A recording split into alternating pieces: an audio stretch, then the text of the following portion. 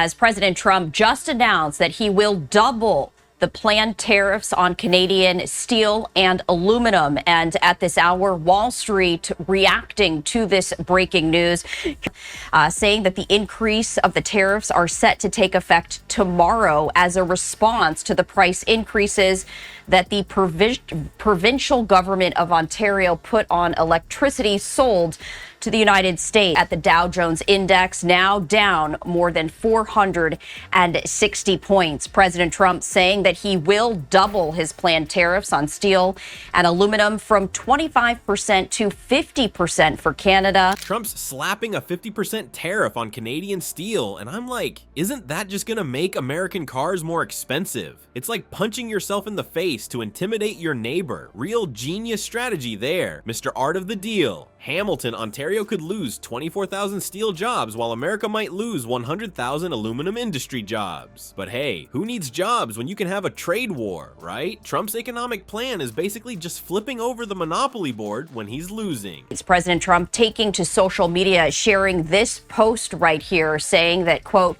based on Ontario, Canada placing a 25% tariff on electricity coming into the United States, I have instructed my Secretary of Commerce. This will go into effect tomorrow morning, March 12th. Also, Canada must immediately drop their anti-American farmer tariff of 250% to 390% on various U.S. dairy products, to add an additional 25% tariff to 50% on all steel and aluminum coming into the United States from Canada, one of the highest tariffing nations anywhere in the world.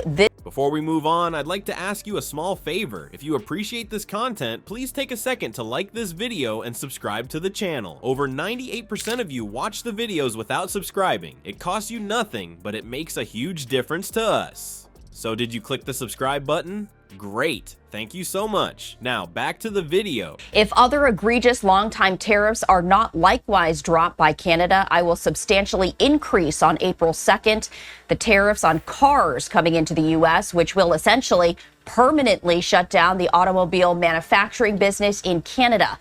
I will shortly be declaring a national emergency on electricity within the threatened area. This will allow the U.S. to quickly do what has to be done to alleviate this abusive threat from Canada.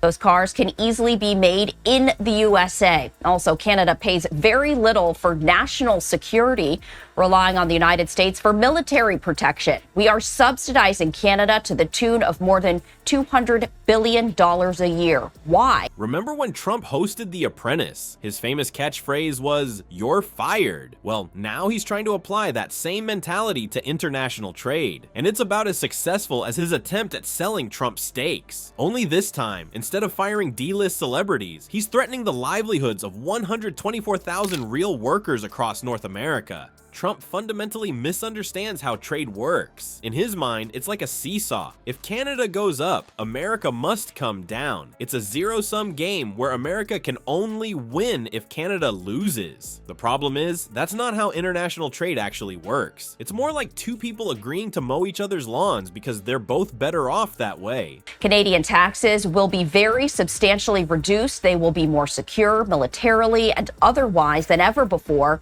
There would be no longer a northern border problem. This cannot continue.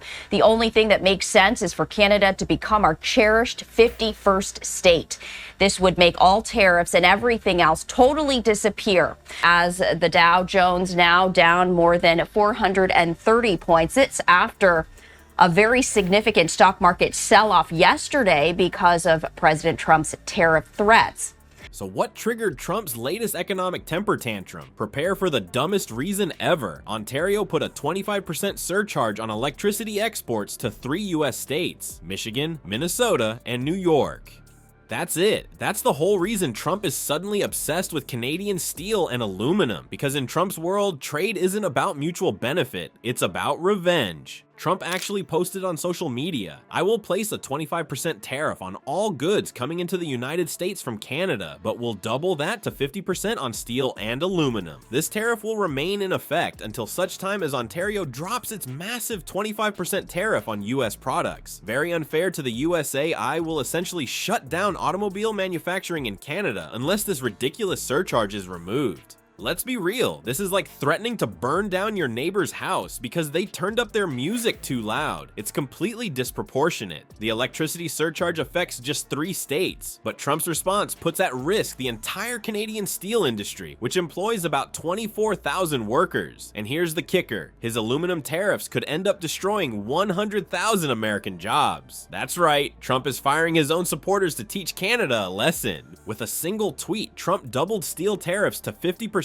without even basic understanding of how integrated our supply chains are. Think about Hamilton, Ontario, a city whose economy has been built around steel production since the 1800s. It's not just an industry there, it's the backbone of their entire community. Now, thousands of families are wondering if they'll be able to pay their mortgages next month because Trump got his feelings hurt over an electricity surcharge. But wait, it gets worse. Trump is now threatening to expand these tariffs to Canadian automobiles. Do you have any idea how intertwined the American and Canadian auto industries are? Parts cross the border multiple times before a single car is completed. It's like threatening to punch someone who's holding your glasses. You're just hurting yourself, dummy. The market reaction was swift. The S&P 500 dropped another 0.5% after already falling 2.7% the day before. Trump's tariff tantrum is literally punching holes in American retirement accounts. Nothing says making America great again like watching your 401k shrink because a 77-year-old man doesn't understand basic economics. You know who really suffers from steel and aluminum tariffs? American consumers. Remember the last time Trump tried this in 2018? The price of washing machines jumped 12%. Automobile prices increased. Even beer got more expensive because aluminum cans cost more. So Trump's brilliant plan is essentially a tax hike on everyday Americans. But hey, at least he's owning the Canadians, right? Trump's understanding of international trade makes as much sense as his explanation of windmill cancer. The US and Canadian economies are so deeply interconnected that they're practically economic conjoined twins. When you hurt one, you automatically hurt the other. Approximately 78% of Canadian exports go to the United States, while Canada is the largest export market for the US. It's a $2 billion per day trading relationship that Trump is willing to destroy over what amounts to a policy squabble affecting 3 states. So basically, Trump's economic strategy is, I'll shoot myself in the foot to teach you a lesson. It's like threatening to burn down his own house because his neighbor's sprinkler got his shoes wet. And who suffers? The average American who's now going to pay more for their cars and even their beer, because nothing says making America great again like making beer more expensive.